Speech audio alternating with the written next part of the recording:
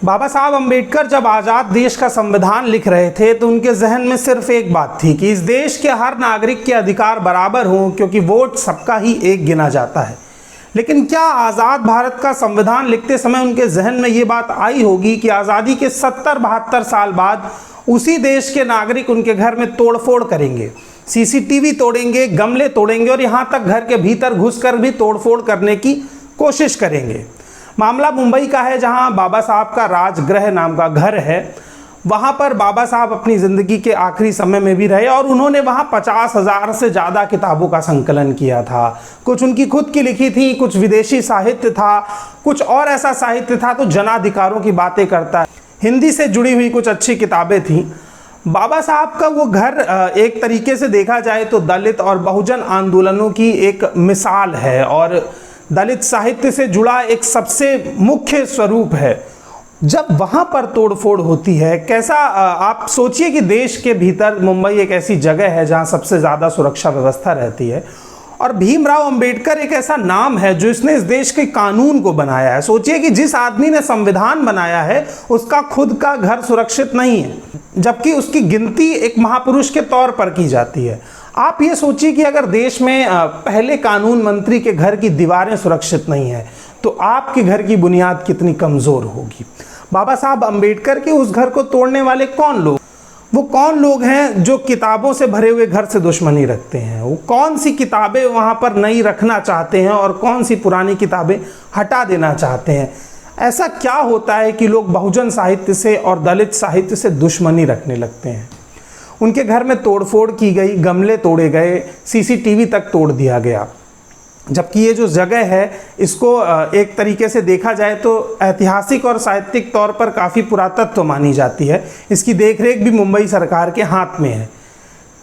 एक छोटी सी बारीकी को समझिए कि इससे पहले जब भीमा कोरेगांव हिंसा हुई थी, उस हिंसा के खिलाफ देश में रोष होना चाहिए था, लेकिन लोग उस पर हंस रहे थे और कह रहे थे देखिए कैसे भीमटों को पीटा जा रहा है, कैसे उन्हें मारा जा रहा है।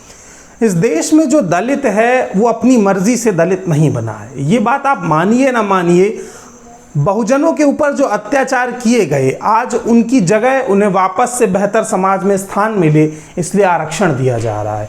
आरक्षण कोई भीख नहीं है, बल्कि उन तमाम जुर्म और पाप का हिसाब है जो 70 साल पहले बहुजनों पर किए गए थे और वो पाप का प्रायश्चित करने के लिए आज आपको उन्हें आरक्षण देना होगा। क्योंकि किसी भी समाज में अगर दो लोगों के आर्थिक और सामाजिक ताने बाने का स्पेस ज़्यादा होता है तो समाज को चलाना मुश्किल होता है।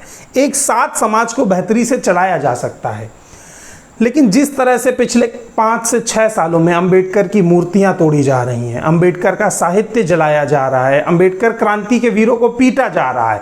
आप देखिए चंद्रशेखर रावण तक को गिरफ्तार किया जाता है, इसलिए क्योंकि वो बहुजन आंदोलन की बात रखते हैं। एक आखिरी बात, कोई भी मीडिया चैनल इस खबर को नहीं चला रहा है क्योंकि ये बहुजनों से जुड़ी हुई खबर है।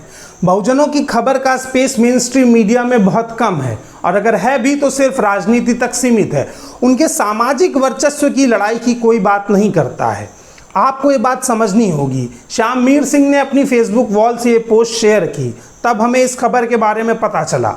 सीधी बात इतनी सी है कि अंबेडकर जो इस देश का कानून बनाकर गए हैं, उनकी तस्वीर को सिर्फ अपने अपने केंद्रीय मंत्री ऑफिस में लगा करके वोट बटोरने की राजनीति तक अगर सीमित रखेंगे तो अंबेडकर सिर्फ एक मूर्ति और तस्वीर के नाम पर ही जिंदा रह जाएंगे।